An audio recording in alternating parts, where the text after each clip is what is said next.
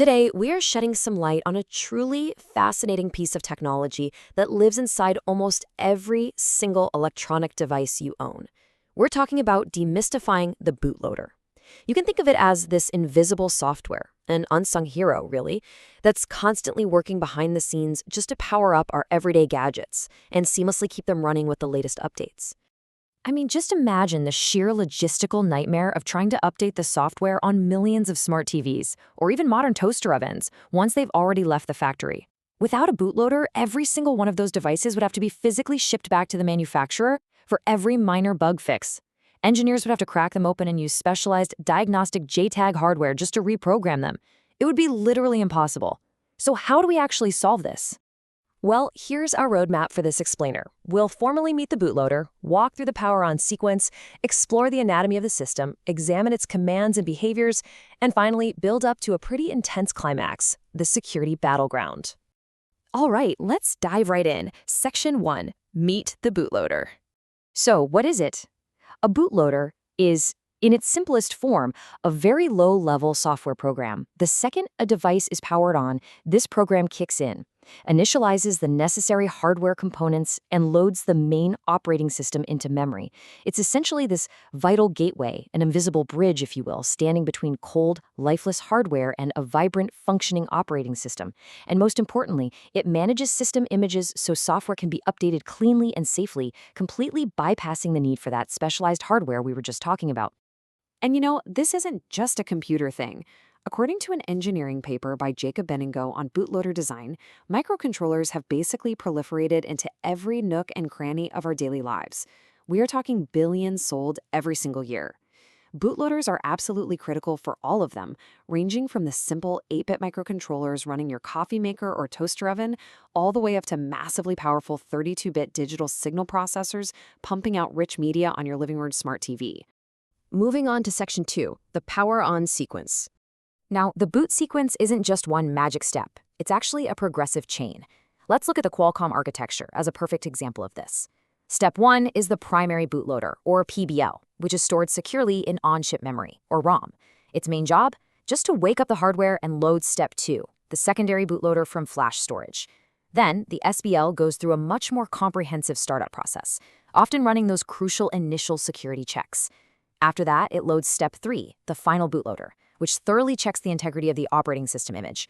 Only after all of this is completely verified does it move to Step 4, loading the OS kernel, so you can actually sit down and use your device.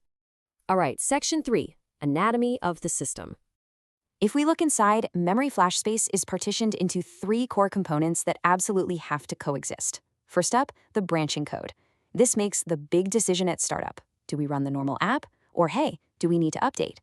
Next is the application code, which is the main operating mode where your device spends the vast majority of its life.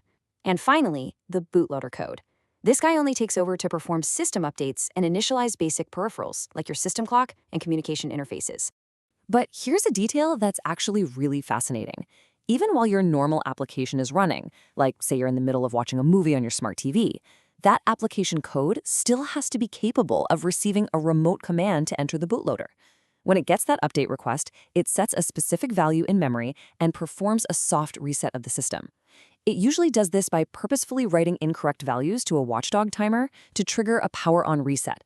This clever little trick allows the branching code to wake up, see the flag, and hand controls straight over to the bootloader instead of the application.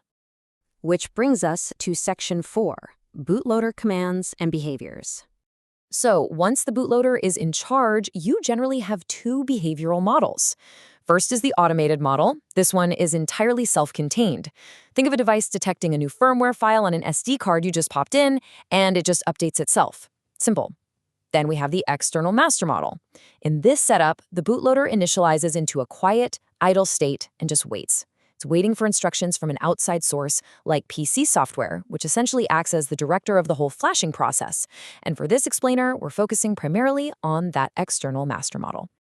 Now, once that external master connects, what exactly can it tell the bootloader to do? Well, at a bare minimum, it needs basic commands. Erase the flash memory, write the new flash image, and exit or restart to load the new app.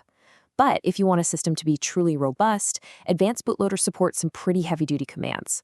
Things like generating an image checksum to verify the application isn't corrupted somehow. They can read and write long-term EEPROM configuration memory, and crucially, this is a big one, they can lock and unlock the unit using security keys to prevent accidentally erasing or unauthorized reading of the flash memory. And that leads us perfectly into Section 5, the security battleground. See, the very same features that make remote updates so incredible also make the bootloader a massive, massive target for hackers. This is why we have to talk about Secure Boot. Secure Boot is this critical safeguard enforced by the bootloader to ensure that only firmware digitally signed by a trusted source is ever allowed to execute. This establishes what cybersecurity experts call the root of trust. And let me tell you, if this root of trust gets compromised, the entire security model of the device collapses. An attacker could gain persistent, highly privileged access before the operating system even has a chance to turn on.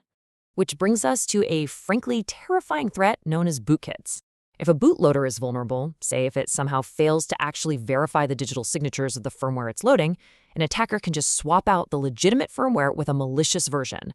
A bootkit gives them complete control from the absolute earliest stage of the boot process.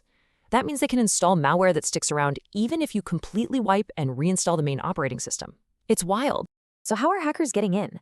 Well, they target bootloaders through a few specific attack vectors. Like we just mentioned, they're constantly hunting for missing or poorly implemented digital signature checks to bypass security. They also look for buffer overflows. This happens when a sloppily coded bootloader doesn't properly check the size of the data it processes.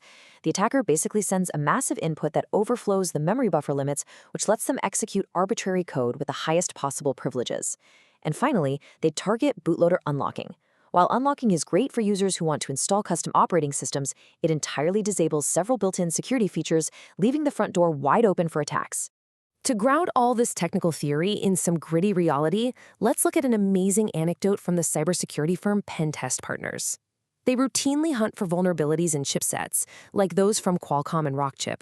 Well, in one particular instance, a law enforcement agency was dealing with a criminal who absolutely refused to give up the passcode to their tablet. Dead end, right? Actually, no. By using an exploit to interact directly with the tablet's bootloader, Pentest Partners were able to bypass the operating system's passcode completely, read the storage, and extract the critical data that ultimately put a dangerous criminal in jail. Now, on one hand, that is an incredible success story for digital forensics, but on the other, it leaves us with a pretty chilling realization.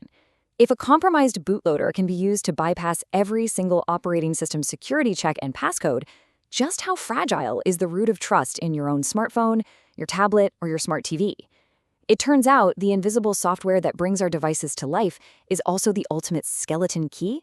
Thanks so much for joining me for this explainer, and I hope this leaves you eager to explore the fascinating and sometimes scary world of embedded device security.